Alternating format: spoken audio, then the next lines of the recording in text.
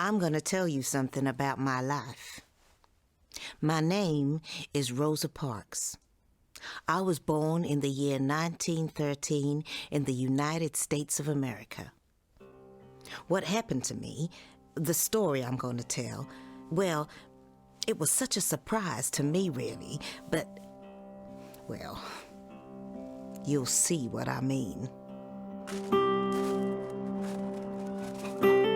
I grew up on a farm in Montgomery, Alabama. I had to help out around the farm, and every morning I picked up eggs laid by the chickens we kept that ran around our front yard.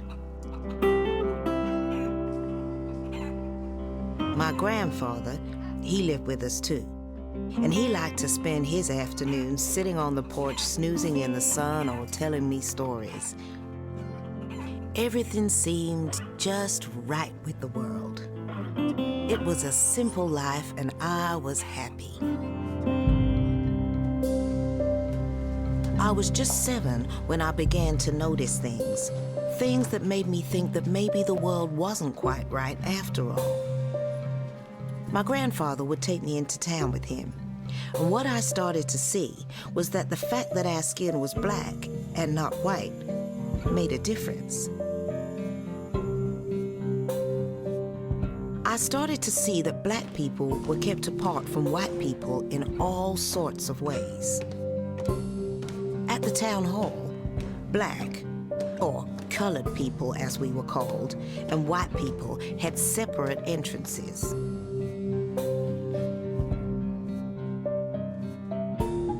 In the waiting room, we had to sit in separate seats. Even when the black people's seats were full, we weren't allowed to sit in the white section.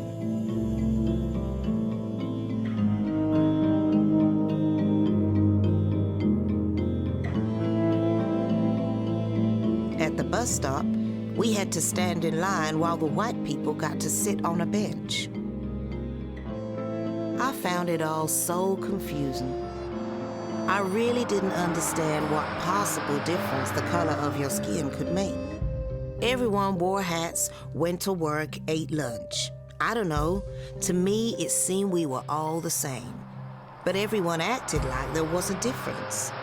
Like it was just the way things were. We had to drink from a separate water fountain, go to a different church, use a different public toilet.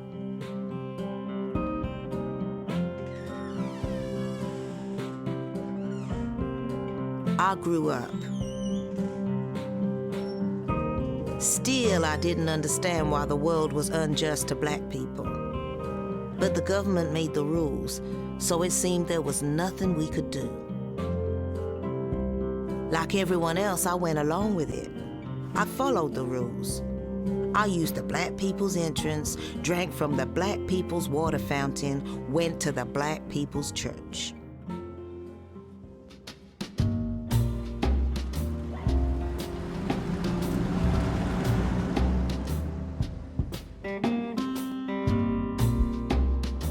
I got a job working in a department store. Every day, I waited for the bus to go to work.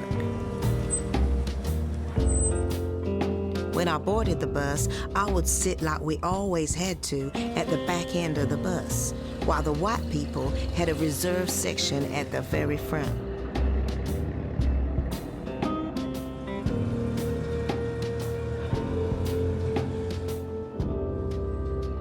If the white seats were full, we had to give up our seat when a white person got on, even if that meant standing up all the way.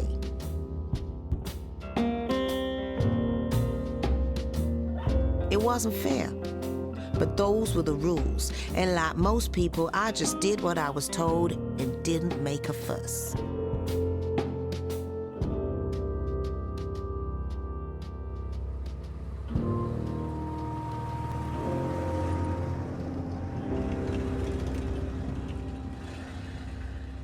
It was December 1st, 1955. I don't know why it happened on this day. It was a day like any other. It had been a long day at work, and I was eager to get home, take off my shoes, and rub my feet. It was a day like any other. I didn't know when I boarded the bus that afternoon that I was going to do what I did.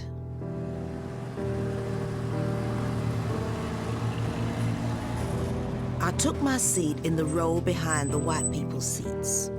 The white rows were full when another white lady boarded the bus. I stayed put. I felt myself rooted to the spot just like a tree. Somehow, in that moment, I'd made up my mind.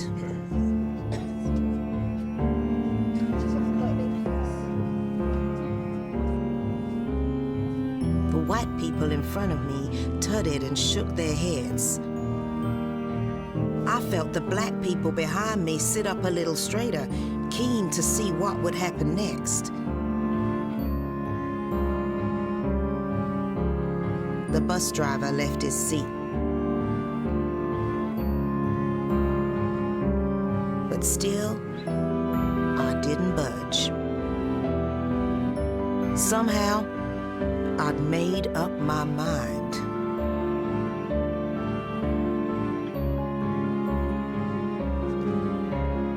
The white people in front of me tutted and shook their heads. I felt the black people behind me lean forward to see who it was that had dared to disobey the rules. The police came, but still, I didn't budge. I'd never made a fuss before. I'd never broken any rule, let alone been arrested. But somehow, I'd made up my mind. People said afterwards that I refused to give up my seat because I was tired.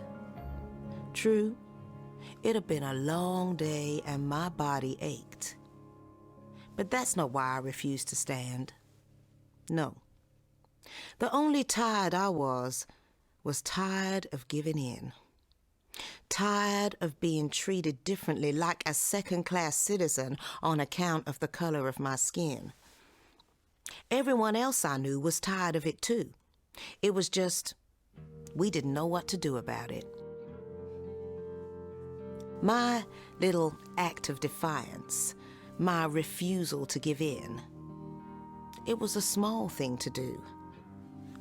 I just wanted, for once, to be able to sit where I sat and to not have to give up my seat to someone else just because she was white.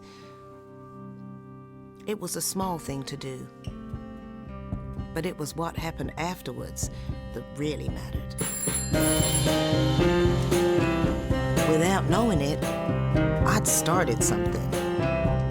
That very evening, news of my tiny protest got around. People got together and called anyone they could think of. They wanted everyone to know what I had done. It was as if they'd all been waiting for a chance to do something. And my simple refusal to stand up on a bus one afternoon had given them that chance. Plans started to form for a bus boycott. The idea was that on the Monday when my case would go to court, all the black people in Montgomery should walk to work and refuse to take the bus. That way, the bus company would lose money. And that way, people would see that I wasn't the only one who was tired of giving in, tired of being treated badly. Monday, 5th of December, was the day of my court case. I was found guilty of not following the rules and fined $14, which was a lot of money in those days to someone like me. But it didn't matter. What did matter was what was going on outside. Most of Montgomery's 40,000 black workers, and some white people too, didn't take the bus to work or school. Some walked. Some shared cars, some rode bicycles. They wanted to show the world that they had all had enough. They marched through the street, and there were so many of them, it was impossible to ignore.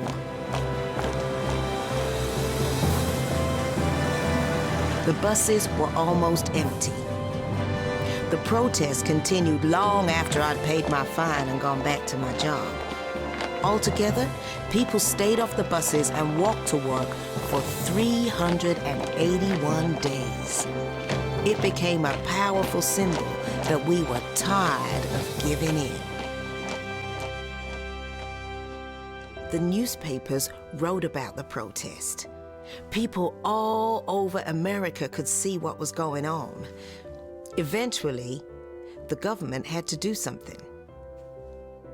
They made a new rule. Black people no longer had to sit in a separate section of the bus. We would never again have to give up our seats to someone just because they were white. Black people and white people were still kept separate in other ways, but it was a start, a step towards equality and justice. I was just an ordinary person, and I was amazed at what I'd started.